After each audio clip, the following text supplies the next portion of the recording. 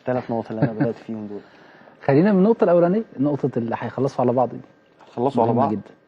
لا انا مستغرب ان احنا بسم الله الاول هو ده شيء للاسف الشديد من سلبيات اظهرتها الثوره، مش صنعتها الثوره، اظهرتها الثوره وطفت على السطح، ان احنا القطاع الكبير والاعرض من الشعب المصري غير قادر حتى هذه اللحظه على التفريق ما بين الصراع والمنافسه، الاختلاف والافتراق. كل دي مصطلحات لابد من ضبطها، بمعنى ان اي اختلاف ما بيني وما بين الاستاذ شريف ينبغي ويعني في حس الكثيرين انه لازم يبقى افتراق، يبقى حضرتك روح يمين وانا اروح شمال. انما فكره ان في حاجه اسمها خلاف سائغ، وان انا ممكن احتفظ برايي وحضرتك تحتفظ برايك، وان انا اروج للراي ده وحضرتك تروج للراي اللي حضرتك مقتنع بيه، ده شيء مفتقد عند الاغلبيه العظمى من الشعب المصري، وللاسف حتى هذا الامر بيطال النخبه نفسها. فكره برضو الفارق ما بين الصراع والمنافسه، هو انا كل منافسه ما بيني وبين الحريه والعداله او ما بيني وبين احزاب ليبراليه ينبغي ان تكون صراع وجودي، معادله صفريه، يعني انا هو. الفكره التي بثها للاسف جورج بوش ولاقت قبولا عند متطرفي المزاج اللي هي من ليس معنا فهو علينا، للاسف الشديد بتلقى رواجا كبيرا جدا، وده شيء سلبي. انا بقول من ليس معنا ليس بالضروره ان يكون علينا، انا ممكن اخالفك في نقطه واتفق معاك بخصوص الجزئيه بتاعت من ليس لينا واللي علينا دي. اللي بيتابع التصريحات والمواقف السياسيه على مدى الايام اللي فاتت دي، في مساله انه التربص برئيس الجمهوريه، محاوله الاطاحه برئيس الجمهوريه. انتوا في حزب النور قلتوا احنا مساله الاطاحه برئيس الجمهوريه دي ما تنفعش، غلط، خط احمر. كويس. عايز اسال سؤال معكوس.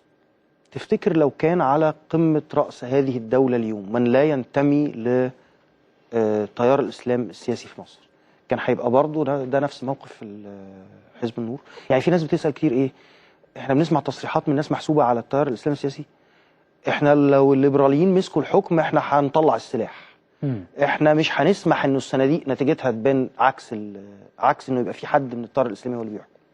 لو كانت الامور معكوسه دلوقتي كنتوا هتفضلوا عند انه الرئيس خط احمر؟ طيب انا بحب ابقى عملي يا استاذ شريف. انا ممكن اكلمك كلام كاني لسه ما فيش حزب متكون على الارض، واكلمك كلام نظري ومعسول الى اخر الحلقه كويس. انما انا هكلمك بموقف عملي.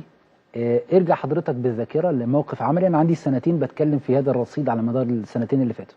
ارجع حضرتك لوقت انتخابات الرئاسه في المرحله الثانيه، لما كانت الصناديق هتقول يا اما الدكتور محمد مرسي يا اما الفريق احمد شفيق. كانت تصريحاتنا ايه ساعتها؟ تصريحات النور كانت تصريحاته بتقول ايه؟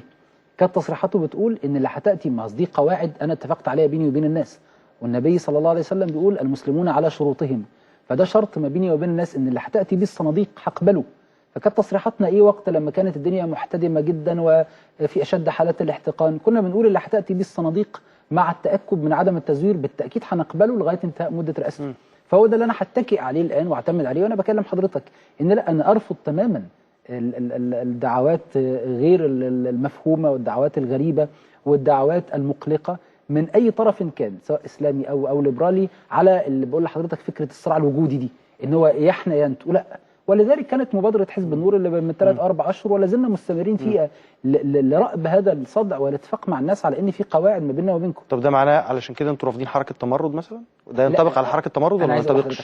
انا بقول ان في حركه تمرد، ان الناس تبتكر اسلوبا تعبر به عن رايها طالما التزمت بقواعد السلميه، انا ما اقدرش الوم عليهم، انما كويس. اعتمد ده كنتيجه للتغيير، لا اعتمدها. بس هو مش، انا كنت فاكر زي كده انه اسلوب مبتكر، طلع انه اسلوب موجود في، يعني اتكرر في حتت كتيره في الدنيا. ايا كان، انه لما تعمل انتخابات من الممكن انك تعيد مره ثانيه سحب نتيجه هذه الانتخابات، بيسموها اديني مثال كده. بيسموها elections recall.